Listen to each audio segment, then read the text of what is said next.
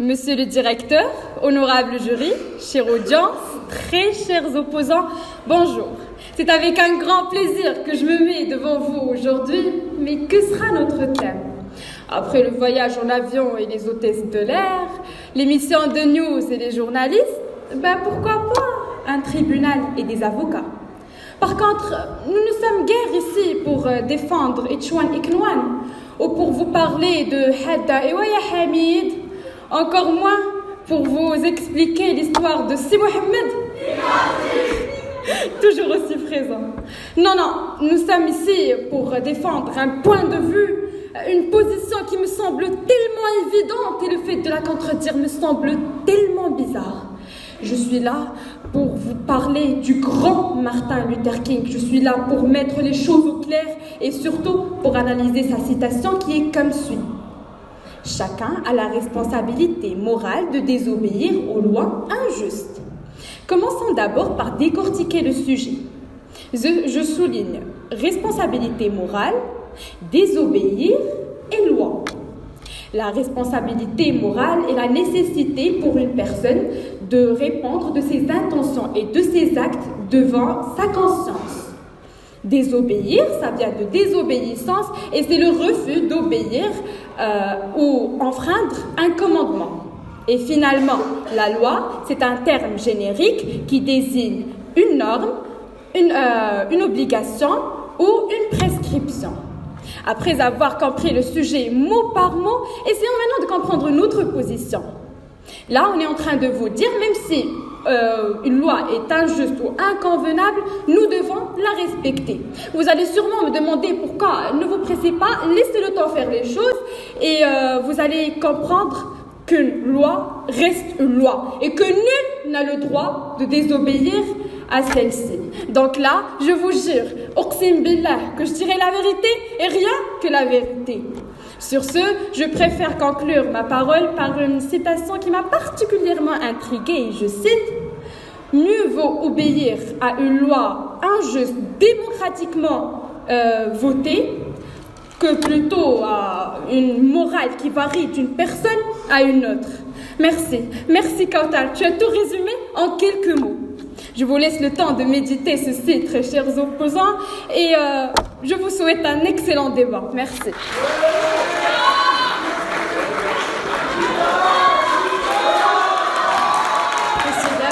Monsieur le directeur, chère assemblée, bonjour. Aujourd'hui, mieux qu'hier. Demain, mieux qu'aujourd'hui. Si je vous ressors notre slogan, c'est pour vous rappeler, cher aigle, partisans d'un futur meilleur, partisans d'un avenir plus juste. Vous, opposantes, si vous profitez aujourd'hui de vos droits les plus fondamentaux, tels le droit à la vie, la dignité humaine ou encore l'intégrité physique, ce n'est pas venu du néant, ni de la soumission, mais plutôt de l'obéissance à la conscience et au devoir moral qui forment la désobéissance civile, que Martin Luther King prône là-dessus. Et sachez, chère audience, que la désobéissance civile se doit être non violente, mais violente si nécessaire. J'imagine qu'elle l'est, parce qu'elle tient du civis, en latin, du citoyen, qui s'oppose au criminalisme, à la chose criminelle. La désobéissance est civile parce qu'elle respecte les règles et les exigences de la civilité. Donc, ce n'est en aucun cas un enfreint. Donc, ce n'est en aucun cas un enfreint aux lois. Mais qu'est-ce un citoyen ? Un citoyen est un individu qui a un esprit civique. Et l'esprit civique est relatif au citoyen, à ses droits, à ses devoirs, à son implication dans la vie politique et à son devoir civique, qui prône la qualité d'un bon citoyen. Donc, pour nous, le compte est bon. Mais si vous n'avez pas très bien cerné mon idée, je m'explique davantage. D'après le philosophe Georges Gosdorf et sa thèse qui repose sur le principe de l'hétérodoxie, si on vit au sein d'une société, on doit profiter de nos droits. Comme on doit impérativement impacter de manière positive notre entourage, et ceci en se rebellant et en protestant contre des lois injustes qui ne nous conviennent pas.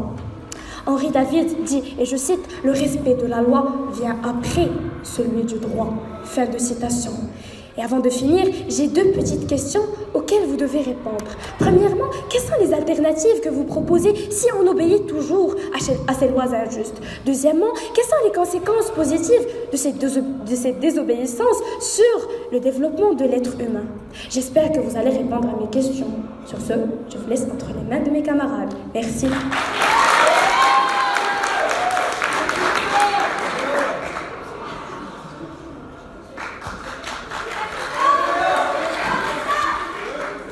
Ma réponse à vous, chers opposants, se résumera en ces quelques lignes. Alors tendez bien l'oreille.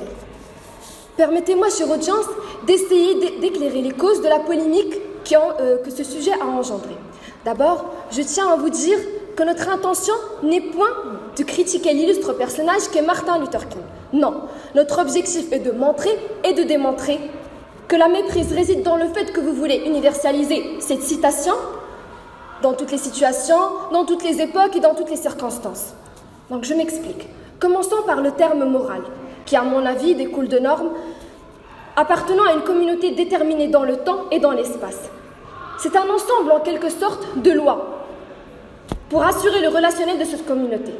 Et il est évident que tout individu appartenant à cette communauté est convaincu inconditionnellement par ses principes de se sentir responsable vis-à-vis de cette morale. Alors, toute loi qui lui paraît ne pas convenir à sa conviction devrait être outrepassée.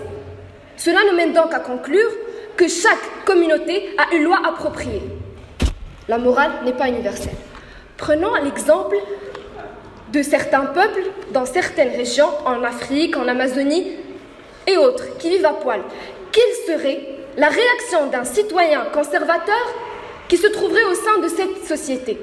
À notre exemple, comment peut-on convaincre certaines sociétés conservatrices de tolérer l'homosexualité au nom des droits de l'homme? Et les exemples ne manquent pas. En effet, si l'on applique cette citation à la lettre et partout, on permettrait ainsi à ces responsables présumés de violer la loi et agresser les autres sous prétexte qu'ils sont immoraux, car pour eux, c'est leur conviction propre de la morale qui est universelle. Voltaire n'a pas eu tort en disant que ceux qui peuvent vous faire croire à une absurdité peuvent vous faire commettre des atrocités. Ah, mais j'ai une excellente idée. Pourquoi ne pas suivre nos très chers opposants dans leur absurdité? Allons, mes chers amis, tous main dans la main, en quête de désobéissance, allons provoquer un chaos, allons détruire encore plus de vies. Soyons fidèles à nos convictions et défendons nos propres principes. Non, mais laissez-moi rire. Excusez-moi, honorable assistance, un dernier témoin insiste pour faire une déclaration. Un Australien vient de tuer une 50aine de musulmans parce qu'il les juge dangereux pour sa race et pour sa morale. Allez donc expliquer à cet énergumène que cet acte inhumain n'est toléré ni par la morale ni par aucune religion. Merci.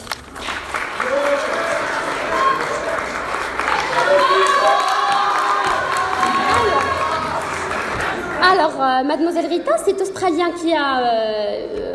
dont tu as parlé n'a pas enfreint une loi. Donc, ce que tu es en train de dire est hors sujet. Et en plus, on a l'impression que vous n'avez lu que la moitié du sujet parce que depuis le début, vous ne parlez que de lois et non pas des lois injustes. Et quand vous avez essayé de parler des lois injustes, vous n'avez fait que prendre une citation, l'accepter comme elle est. Et donc, permettez-moi de vous dire que ça, c'est de l'ignorance. En plus, votre analyse n'est pas conforme à notre sujet. Donc, tendez bien l'oreille et écoutez ma décortication pour comprendre notre position et la vôtre. Commençons l'analyse au niveau de la première partie, d'où on retrouve le mot-clé responsabilité morale qu'a défini ma camarade de la nécessité pour une personne de répondre de ses intentions et de ses actes devant sa conscience. C'est très bien parce que d'après ces définitions, on se rend compte que le chacun dont il est question désigne la personne et non pas l'être humain. Parce que la distinction entre les deux est que l'être humain ne concerne que l'aspect biologique et l'appartenance aux Homo sapiens, contrairement à la personne qui se définit d'après John Locke comme étant un être pensant, qui a raison, réflexion et donc conscience et qui aura donc la responsabilité morale dont il est question. Maintenant que je vous ai démontré que chacun de nous a une responsabilité morale, enchaînons avec la deuxième partie. Messieurs, dames, si Martin Luther King nous déclare que chacun a la responsabilité morale de désobéir aux lois injustes, c'est clairement pour nous dire que la bonne mesure à prendre à l'égard de ces lois est la désobéissance. La désobéissance aux lois injustes, cette expression qui fait souvent peur aux égoïstes et qui s'interprète d'anarchie par certains conformistes et qui est le synonyme de chaos selon nos opposants. Donc permettez-moi de vous éclairer par rapport à la manière de désobéir que prône Martin Luther King, parce que la désobéissance est divisée en deux. Premièrement, la transgression criminelle, une désobéissance motivée principalement par un intérêt personnel. Celle-là n'a pas de justification, elle est donc indéfendable, contrairement à la deuxième, à savoir l'objection à la conscience, qui est d'après Aristote le moyen dont disposent les individus pour exprimer leur refus moral de se soumettre à des lois injustes. Et c'est celle-là que nous défendons. C'est ce moyen d'expression ultime et légitime du peuple. C'est le biais par lequel les lois s'améliorent, préparant ainsi la démocratie à mieux fonctionner. Parce que oui, messieurs, dames, aujourd'hui comme hier, des lois se sont avérées injustes. Et par injuste, je fais allusion à toute loi qui se contredit avec la morale et qui se contredit avec la morale et qui menace une partie de la société, aussi minime soit-elle. Parce que oui, messieurs, dames, l'injustice, elle ne varie pas d'une personne à une autre, elle est absolue. Et Martin Luther King l'affirme, et je cite, « Ce qui affecte directement l'un de nous affecte tous indirectement. » Et très logiquement, ce qui nous affecte tous, on fera à l'intérêt général et renoncer à l'intérêt général, c'est renoncer au bien-être de l'humanité. Et si notre intérêt général vous importe si peu, eh bien permettez-moi de vous dire que ça, c'est de l'égoïsme. Et moi, comme toute autre bonne citoyenne, je ne pourrais pas être égoïste. Je veux qu'on se souvienne de nous tous comme des personnes soucieuses de liberté, d'équité et de justice. Moi, je suis la première à préconiser de respecter les lois justes qui précisent mes droits et mes devoirs. Et donc inversement, je suis contre toute loi injuste, qu'elle soit la loi au sens courant, la loi juridique, ou la loi au sens figuré, à savoir l'autorité en général, qui peut concerner des idées fausses indiscutables au sein d'une société, qui peut concerner des règles qui régissent une famille. Et là, je me rappelle le fameux exemple de parents qui imposent des parcours scolaires et des carrières professionnelles à leurs enfants tout en négligeant leurs préférences et leurs rêves. C'est triste, oui. Ne pensez-vous donc pas que c'est injuste? Ne pensez-vous pas que cet enfant doit dire non et désobéir? Eh bien oui, messieurs, dames, nul ne doit se soumettre à ces lois, sinon on aura des médecins incompétents, des ingénieurs qui détruisent nos bâtiments et des économistes qui combattent la croissance et qui favorisent le chômage. Tout ça pour vous dire que quand la loi est injuste, nul n'est tenu d'obéir. Merci.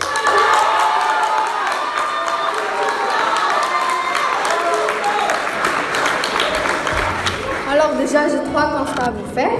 Premièrement, si l'on bénéficie des droits de l'homme, les droits de vivre, d'aimer, de s'exprimer, c'est grâce aux lois qui empêchent les détraqués comme les serial killers et les conservateurs de nous les arracher. Premièrement. Deuxièmement, on avait parlé du fait que ce n'est pas que la justice ne varie pas, mais on a parlé du fait que c'est la morale qui varie.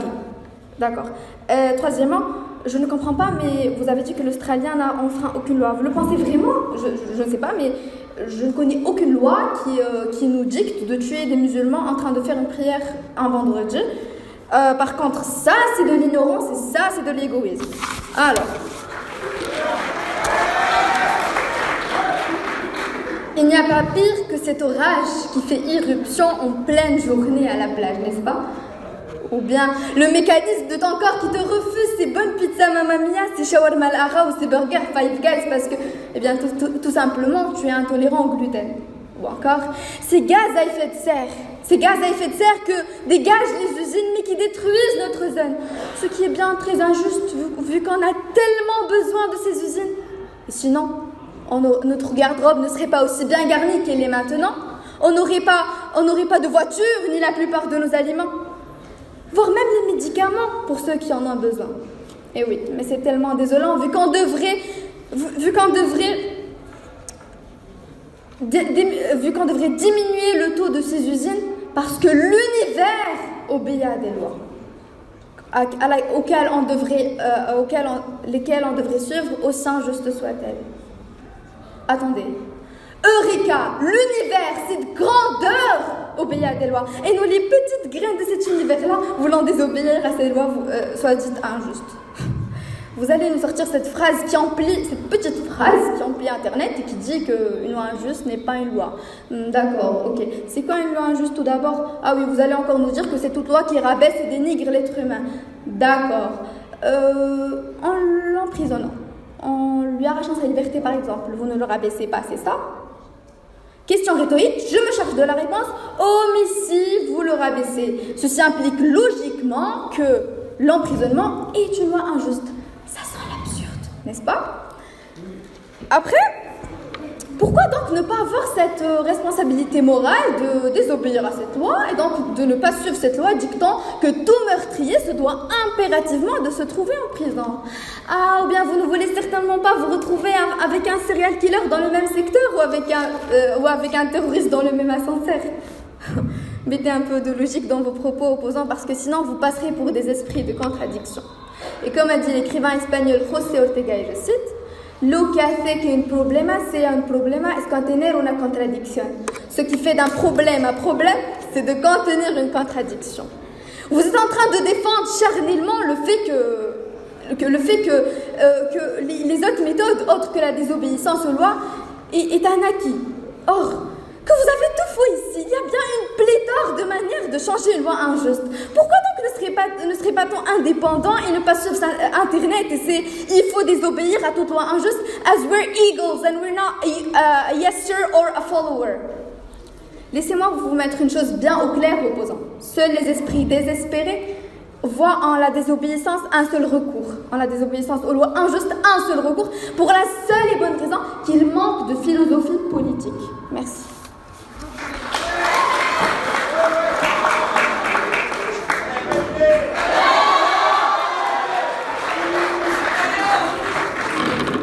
Bonjour. Donc de 1, ma chère camarade a parlé de l'Australien qui n'a pas enfreint une loi injuste, mais c'était plutôt une loi juste. Donc d'après votre rebondissement, ça se voit que vous avez rien compris de ce qu'elle a dit. Et de 2, si la machine gouvernementale veut faire de nous un instrument d'injustice envers notre prochain, donc je vous dis, enfreignez la loi, que votre vie soit un contre-frottement pour stopper cette machine. Aujourd'hui, si on entend parler de désobéissance, on pense directement au régime dictateur qui impose des lois dangereusement injustes contre le gré du peuple. Mais quand ça concerne le régime démocratique qui tire sa légitimité du consentement du peuple, logiquement, on ne peut pas désobéir à une loi à laquelle on a consenti. Mais que se passe-t-il quand les citoyens estiment qu'ils n'ont pas donné leur consentement à tout ? Parce que oui, dans la réalité et dans certains pays, la démocratie n'est qu'une théorie. Et après obtention du pouvoir, les promesses des représentants ne deviennent qu'illusions. Ils commencent à négliger les besoins et la vie de leur peuple. Donc, ce qui engendre une mise en place des lois injustes qui portent atteinte à ce peuple laissé pour compte. Et ce n'est qu'en désobéissant que ces citoyens peuvent révéler une situation d'injustice en général. En réalité, l'action de désobéissance est une démarche civique qui vise à interpeller l'opinion et les pouvoirs publics sur l'insuffisance de la loi. Donc oui, la désobéissance a lieu d'être au sein d'une démocratie. Faisons maintenant un petit saut dans l'histoire, et plus précisément au siècle des Lumières, ce mouvement littéraire et culturel qui avait pour but ultime de dépasser l'obscurantisme et de promouvoir toutes les formes de connaissances. Et cela grâce aux philosophes, aux écrivains et aux hommes de science, qui ont mis leur vie en péril en contournant les lois de l'Église pour rédiger l'encyclopédie, énorme dictionnaire de 28 volumes, dont 11 volumes consacrés pour toute forme de science et de connaissances. D'après les livres d'histoire, leurs efforts n'ont pas été vains. À la lumière de cet exemple, on peut constater que la désobéissance aux lois injustes ne peut être que prolifique à notre humanité. Et quand vous allez tout faire pour défendre votre position, vous allez sans doute nous sortir l'exemple du printemps arabe, qui est une forme de désobéissance, certes forte, mais je vous assure que cette force-là était plus que nécessaire pour détrôner les tyrans qui siègent au pouvoir. Maintenant, je vous dis que le changement n'est pas immédiat, il se manifeste à long terme. Rappelez-vous l'exemple de Rosa Parks quant à Alabama, quand elle a refusé de siéger sa place à un passager blanc et d'aller s'asseoir dans une place réservée en noir dans l'arrière d'un bus. À son époque, son mouvement n'était considéré qu'un simple boycott. Mais aujourd'hui, son I Want Move est considéré un moment emblématique des luttes des Noirs aux États-Unis. S'il vous plaît, ne craignez pas le changement. Parce que oui, je vous l'accorde, il est difficile d'ouvrir une porte lorsqu'on ignore ce que l'on va trouver derrière. Mais mesdames et messieurs, il est plus difficile de passer toute sa vie sans l'ouvrir. Et le pire, c'est mourir sans savoir ce qu'il y avait derrière cette porte. S'il vous plaît, soyez le changement que vous voulez voir dans le monde. Car vivre, c'est changer. Et c'est la leçon que les saisons nous enseignent. Merci.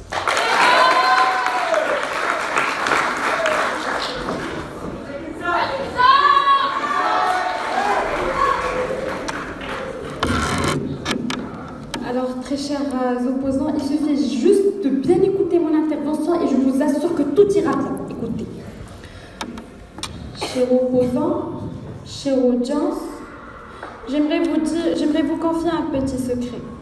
Depuis que ce débat a commencé, je n'ai pas arrêté d'écouter, d'analyser et surtout d'essayer de comprendre. J'ai bien dit essayer. Mais malheureusement, j'ai fini par faire du mal à ce si peu nombre de neurones qui me restent dans la tête. Votre position est tellement absurde. Vous me parlez de loi injuste, n'est-ce pas? Injuste, mais injuste pour qui? Et qu'est-ce que l'injustice pour vous? Dites-vous que l'injustice est relative. Et si vous trouvez une loi injuste, ce n'est certainement pas le cas pour d'autres. Et ceci s'implique également sur la responsabilité morale. Parce que ça reste en fonction de la mentalité et de la personnalité de l'individu. Je serai beaucoup plus exigeante et je vous raconterai une petite histoire, voire un tout petit court-métrage. Il était une fois une jeune belle demoiselle youtubeuse passionnée par la mode et douée dans le truc de make-up et tout. Un jour, un très grand nombre de ses abonnés lui demandent de faire un tutoriel make-up de soirée. La jeune youtubeuse n'hésite pas une seconde de filmer la vidéo, l'éditer et la publier. Ses abonnés furent très contents. Quelques heures plus tard, la jeune youtubeuse reçoit un email de la team YouTube comme quoi sa vidéo a été supprimée à cause d'un non-respect de loi de droit d'auteur. Ses abonnés furent très mécontents. Oh, quelle triste fin. C'est injuste, Marita, n'est-ce pas? Méchante que ça. Tout ça pour vous dire que cette jeune demoiselle youtubeuse ne peut guère désobéir à cette conséquence. Pourquoi? Parce que ça reste une loi. Et permettez-moi de vous dire que vaut mieux une loi injuste qu'une absence de loi. La loi défend la société et la majorité du peuple, même si parfois il y a quelques injustices, mais la désobéissance demeure très relative et ne vise que l'intérêt personnel basé sur la recherche de la perfection pour atteindre l'idéal. Et ceci peut même mener parfois à la violence.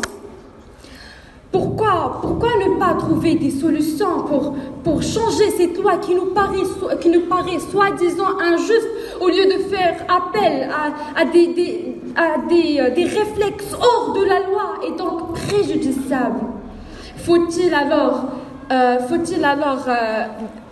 céder aux caprices de certaines personnes victimes de désobéissance ou alors se fier à une loi qui ne fait que désigner l'ordre et la sécurité de la communauté?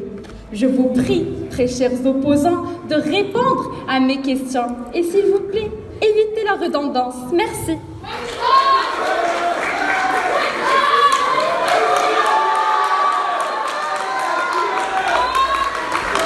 Tout d'abord, vous avez dit que la citation ci-dessus n'a pas de philosophie politique. Vous savez déjà que Martin Luther King est un homme politique. Donc après ce que vous venez de dire, il est clair que pour vous, la légalité importe plus que la légitimité. Pour vous, l'autorité prime sur la vérité. Pour vous, suivre les textes de loi est le seul et unique moyen de subsister. Auteur du changement de demain, j'en doute fort, et c'est bien dommage. L'homme fort dit je suis, et il a raison, il est. L'homme médiocre dit également je suis, et lui aussi a raison, il suit. Je vous laisse cogiter. Sans plus m'attarder, je vous invite à vous rappeler l'histoire de la petite Antigone, celle qui a bravé les lois de la société, les lois artificielles, les lois injustes du roi Créon, au nom d'une instance de droit supérieure à celle-ci, qui est l'appel de la conscience, l'appel du cœur, l'appel de la justice. Cette petite Antigone qui nous rappelle tous la grandeur d'âme, l'audace et la responsabilité morale. Oui, cette responsabilité morale qui est enfouie en chacun d'entre nous, avec des proportions différentes, certes, mais elle est là. Elle est bel et bien présente, et ni vous ni moi ne pouvons le nier. Deux choses remplissent mon esprit d'une admiration et d'un respect incessant. Le ciel étoilé au-dessus de moi et la loi morale en moi. Cette loi morale qui devrait tous nous pousser à prendre nos responsabilités corps et âme et à agir au lieu de se soumettre et de suivre le mouvement tel des moutons. Je n'ai rien contre les moutons, c'est juste que je préfère les actes aux belles paroles, et encore plus si ces actes sont en faveur de la justice. Justice dont la voie n'est pas une ligne droite, mais plutôt un trajet tumultueux, tel celui d'un navire en mer. Et nous, audacieux, sommes l'équipage de ce navire qui tente cet océan houleux. Prenons un exemple un peu plus concret, ou plutôt beaucoup plus concret, celui de Martin Luther King, ce militant non violent, humanitaire et auteur de la citation ci-dessus, qui par son courage, mais surtout son sens du devoir moral, a pu contourner et combattre les lois discriminatoires de son pays pour délivrer sa communauté de la ségrégation raciale et leur redonner leurs droits. Droits qui ne peuvent plier comme la justice ne peut attendre. Désolé. Et mon rêve, et comme lui, I have a dream. Et mon rêve, mesdames et messieurs, est de vous émanciper de l'esclavage mental, de libérer vos esprits de cette servitude aveugle. D'autre part, vous me direz qu'Antigone a été tuée, que Martin Luther King fut aussi assassiné. Donc, pourquoi prendre de tels risques? Bonne question. Je vous réponds, je vous dis, et je vous dirai toujours, que quand vous ne prenez aucun risque, en réalité, vous les prenez tous. Et que le danger de ne pas agir est 1000 fois plus conséquent que celui de le faire. Car l'humanité a besoin de changement. Et le changement, mesdames et messieurs, c'est vous et moi. Et elle, du moins je l'espère. Et le changement n'aura lieu sans prise de risque. Donc si vous voulez rester les bras croisés et tomber dans l'oubli, cela vous regarde. Mais pour moi, la question ne se pose même pas. Comme Martin Luther King et beaucoup d'autres avant moi, je suis prêt à briser la routine pour que la retourne. Je suis prêt à braver les lois injustes, ces injustices légales instaurées par ceux dont la justice n'est qu'un mot, ni plus, ni moins. Chère audience, mes camarades, mes amis, il paraît qu'il en faut beaucoup pour se lever et parler, et peut-être encore plus pour s'asseoir et écouter. Merci à vous tous.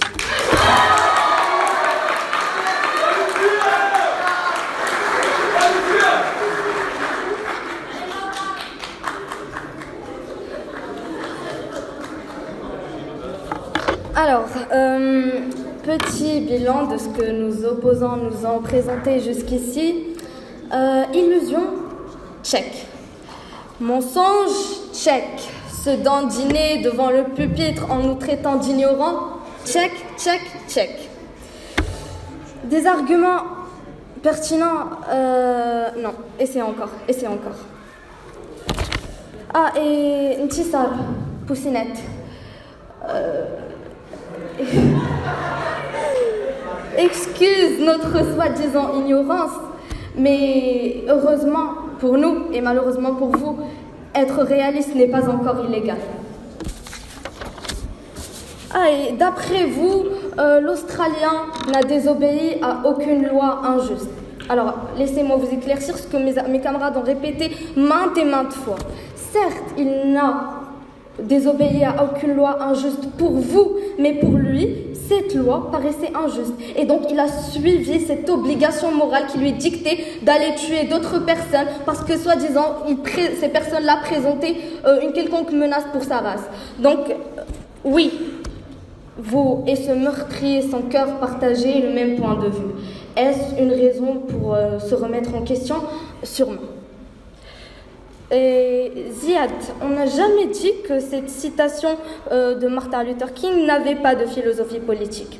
Alors je sais que vous avez envie de gagner, mais de là à nous inventer une vie, non. Allons. Dur à l'ex, c'est de l'ex.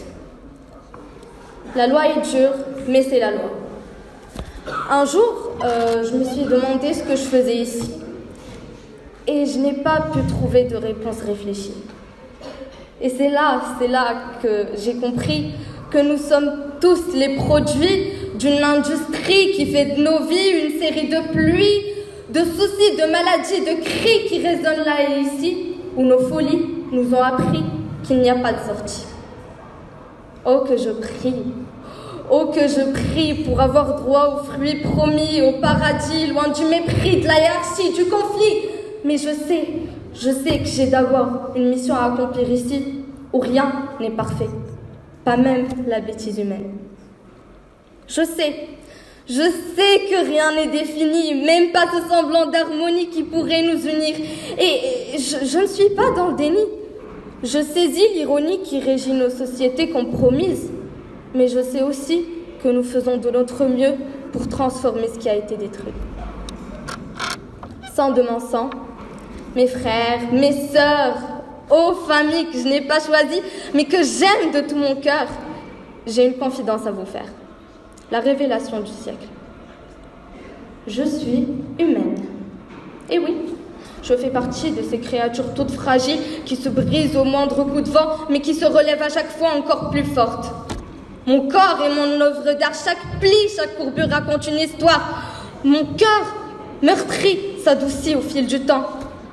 Un jour, peut-être arriverai-je à mettre de l'ordre dans ces milliards d'idées qui fusent de partout et m'assaillent et aïe. Vous ne pouvez même pas imaginer à quel point ça fait mal.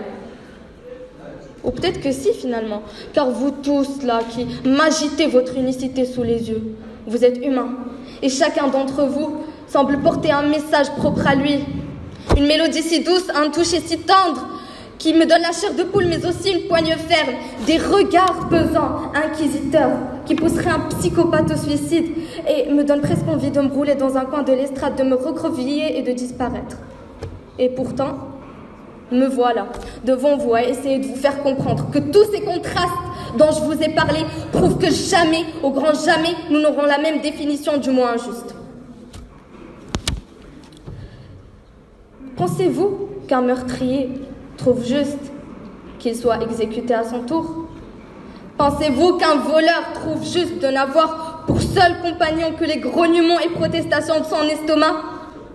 Pensez-vous qu'un enfant trouve juste qu'on lui interdise des chips à cause du colorant supercalifragilisticexpialidocious? Pensez-vous qu'un djihadiste trouve juste qu'on l'envoie en prison parce qu'il tentait de se plier aux ordres d'une secte qui l'aveuglait? Pensez-vous qu'un musulman français trouve juste qu'on l'oblige à dévoiler sa femme pour un contrôle d'identité? Non. Non, allons, opposants. Je ne vous demande pas grand-chose, juste un tout petit peu de logique. Cet énoncé que vous défendez, cette obligation morale de désobéir aux lois injustes, regardez-la bien. C'est une loi. C'est une loi injuste dès lors qu'on saisit que le mot injuste est relatif à chacun d'entre nous. Et si vous vous dites que je me perds, vous avez sans aucun doute raison. Oui, je me perds, je m'éloigne et je vous entraîne tous avec moi très loin de cette position si utopique qu'elle m'a presque donné l'impression que nos opposants n'ont fait que vomir des arcs-en-ciel et des licornes dorées tout au long du débat. Tout ça pour vous dire que dur à l'ex, c'est de l'ex. La loi est dure, mais c'est la loi. The law is hard, but it is the law. Et que mieux vaut obéir à une loi injuste, votée démocratiquement, plutôt qu'à une morale qui varie d'une personne à une autre. Car la morale n'est pas universelle. Alors cessez donc de vouloir faire les schizophrènes en boycottant les lois que vous avez mises en place et assumez, bon sang, assumez. Sur ce, l'audience est levée.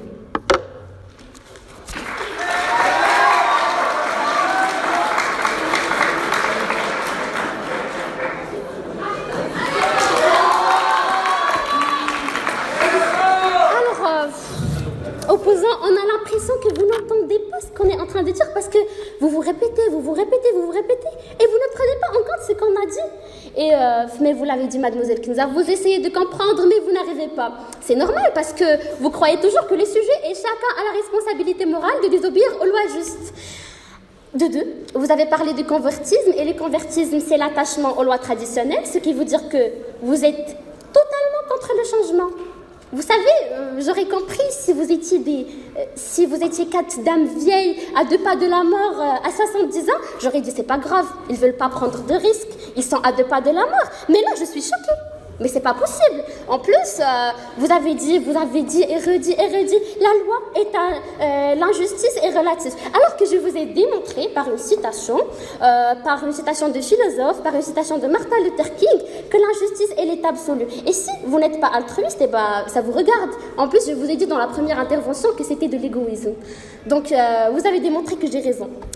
En plus, vous avez parlé d'abonnés, de droits d'auteur, mais ça n'a rien à voir avec les lois injustes, s'il vous plaît. Nous étions en train d'attendre des arguments pour répondre, des arguments pour débattre, mais déjà, on avait un texte. Ma camarade avait un texte à vous présenter, mais vous semblez si pressé, donc c'est pas grave, on peut faire la conclusion, c'est pas grave. Donc, vous savez, heureusement qu'on n'a pas compté sur vous pour nous faire sortir de l'obscurantisme qui empêchait la femme d'évoluer. Cet obscurantisme qui nuisait à son bien-être. La femme qui, pendant des siècles et des siècles, n'a pas eu plus de droits qu'un criminel ou qu'un enfant. La femme dans l'accès aux professions les plus rémunératrices était toujours refusée. La femme dans l'existence était, pendant une époque, fonction de l'humeur du père et de celle du mari. La femme opprimée, qui ne me croirait jamais si je lui dis qu'aujourd'hui, notre statut a changé. Qu'aujourd'hui, notre statut a changé grâce à la désobéissance. Si vous avez aujourd'hui la chance de devenir des femmes ministres, des femmes d'affaires, des femmes qui détiennent le pouvoir et qui contribuent à la création de la richesse au niveau macroéconomique, c'est grâce à la désobéissance des féministes aux lois injustes et sexistes.